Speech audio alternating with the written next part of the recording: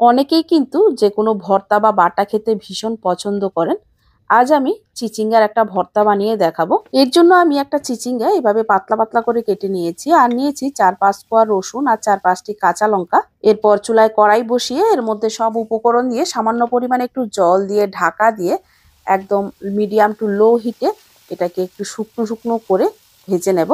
চিচিঙ্গাটা আমার সেদ্ধ হয়ে গেছে আর একটু ভাজা ভাজা হয়ে গেছে। এদিকে আমি বেশ কিছুটা কুচো চিংড়ি একটু লাল লাল করে ভেজে নিয়েছি। এরপর এগুলো সব ঠান্ডা হয়ে গেলে মিক্সিতে একটা পেস্ট বানিয়ে নেব।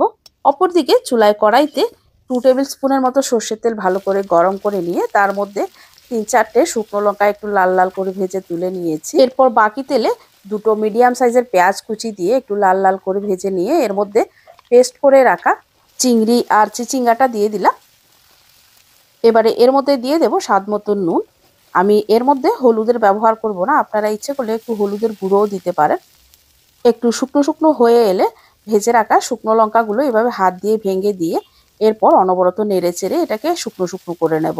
চিচিঙ্গার একঘেয়ে ভাজি বা তরকারি খেয়ে বোর হয়ে থাকলে এই ঝাল ঝাল ভর্তাটা বানিয়ে নিতে পারেন। এটা কিন্তু গরম ভাতে দারুণ লাগে খেতে।